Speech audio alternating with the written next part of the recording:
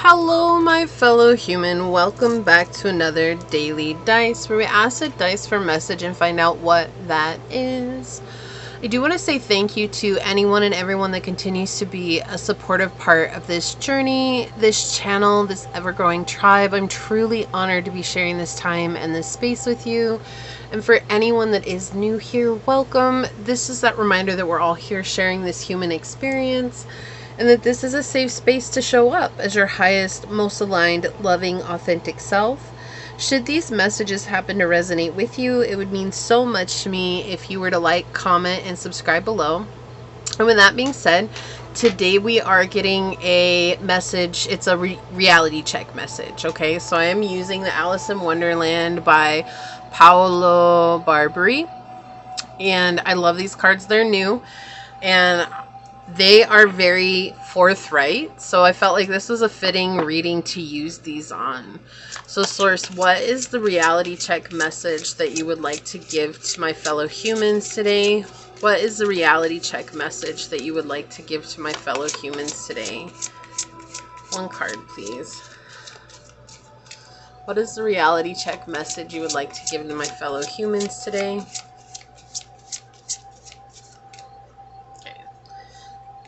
It's this one here is the one they want.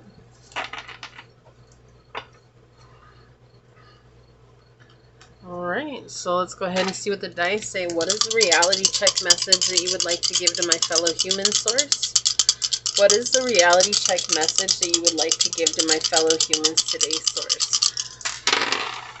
Oh, okay, so we've got the 5th house, we've got Taurus, and we've got Saturn energy coming in.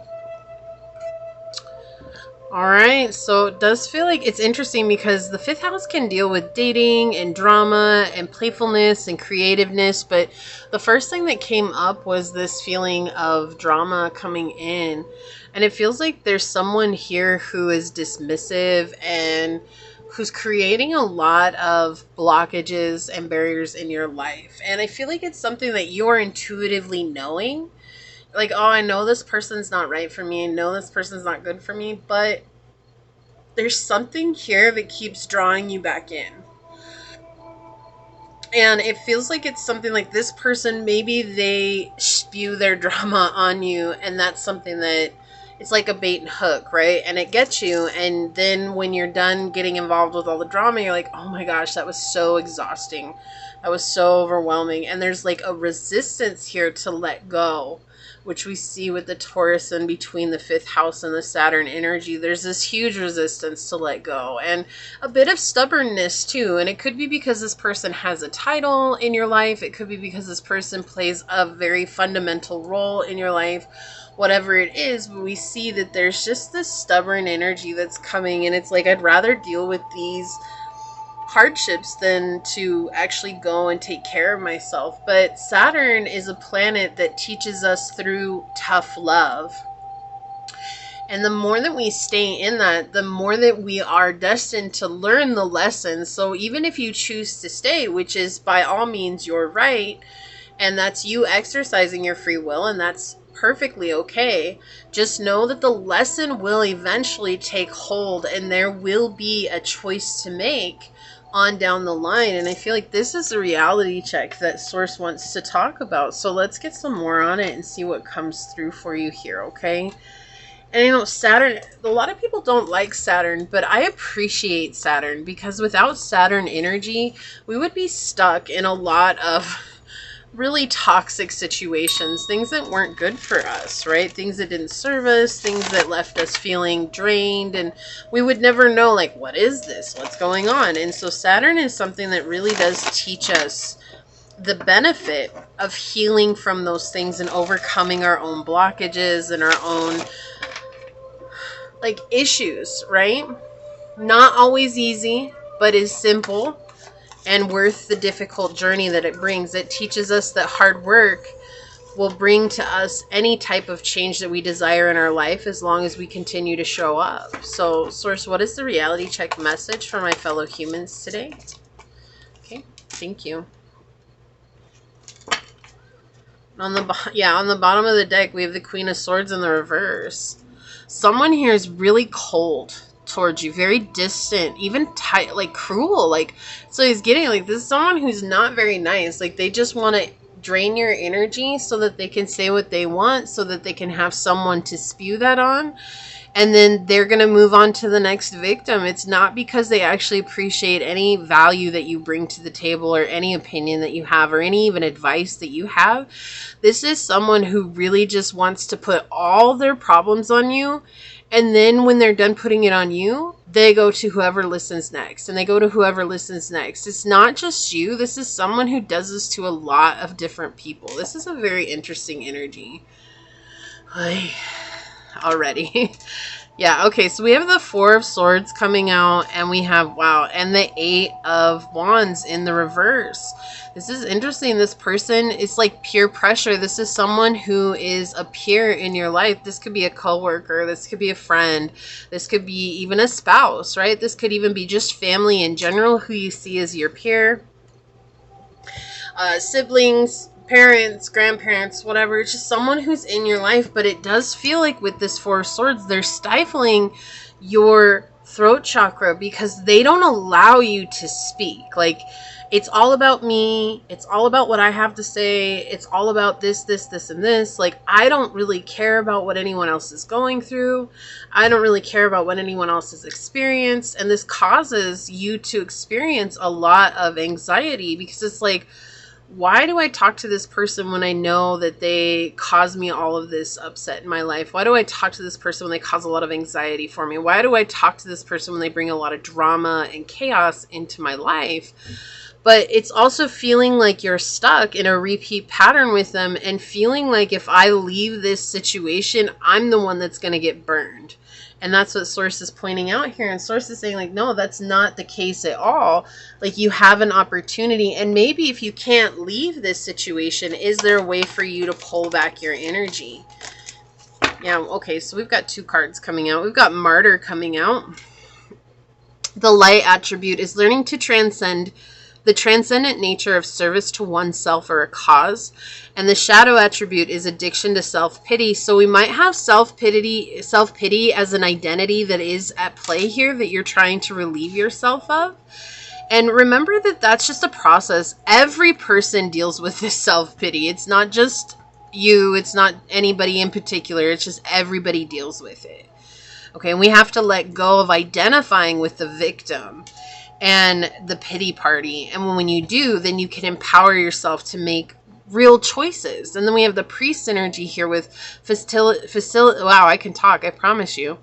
Facilitates spiritual commitment, serves as a channel of spiritual energy, and the shadow is violates the trust of your spiritual community, seduced by your own spiritual role here. And this could be someone who's claiming to be spiritual, but who is really not. This could be someone who is claiming to hold a higher position in life, who's really not. Even with the priest, I'm getting like someone who really believes that they influence others in a very powerful way, but really, it feels like as soon as they stop talking, most people don't even pay attention to what this person has said or will say next. It's like they don't really impact them the way they think they do. They're a fool. Like, they put on this mask, but they're really hurting inside. And we have the light attributes here. Fearlessly revealing emotion, helping people laugh at absurdity and hypocrisy. We have shadow attributes is using humor to wound rather than liberate. Denial of your emotional truth. And that's exactly the type of energy that this person is in. They're just denying who they are, but they want to spill it on you. And I feel like that's what Source wants you to focus on, is how can you free yourself from this situation? We already know it's not serving you, right? We already know that it's not helping you out. Let's get one more of the dragon cards out here and see. Okay, Confucius and Xing Fu with you've come a long way on the path of mastery. Learn now from your own soul where the light of ancient knowledge shines. You are ready to receive everything. So that's what I was saying with Saturn. So many people have such an issue with Saturn, but Saturn brings us such beautiful wisdom and knowledge when we open up to receive it. And then we have the air dragon, which helps you rise above earthly matters. Communicate honestly. brings inspiration and hope. See life from a higher perspective. So this situation is happening to help you see things from a much higher perspective, a perspective of unconditional love and acceptance. I feel like is the main thing here, is accepting that we can't change people. We can only change ourselves, right? And we have Eshtar, Sharon, and Turbo here with friendship requires attention, respect, and harmony. Nurture it. It is very precious. Do not lose touch with your friends. And I feel like that's the thing. Like, again, that pure energy coming through here with the Four of Swords. This is someone who may be a friend, but they just don't. They just want to dump on you, and they just want to dump on you, and they don't actually care about anything that you have to say, and it's frustrating, right? So let's take a look at your card. It says a queer looking party with number 8. You see this? Look at the crab here. They're climbing this tree. It just feels very crowded. But that's what I feel like. It's like you're not the only one that they're telling people this stuff to. I feel like they do it to everyone, and there's like no rhyme or reason. They just want to keep talking about the same thing over and over again, as if they're going to miss out on something if they like, oh, I missed some important detail revealing it to you, so I got to reveal it to someone else. But this says, coming out from her own ocean of tears, Alice met a motley group of animals who were trying to dry off, just like she was. Among them, the dodo recommended that they all do a caucus race, which it consisted of running in circles without anyone winning or losing. However absurd the race may have sounded, they indeed found themselves dry in the end. Sometimes the best solution to a problem is not the most logical, nor the one you were taught to address this kind of situation. Originally, or better yet, eccentrically, could prove to be very useful right now. Do not dismiss too quickly what may seem wacky at first glance. Keep an open mind and put the proposal to the test before rejecting it, even if it looks crazy at first glance. The key question here is the plan may look weird and unusual, but are you willing to give it a try just to see how it goes?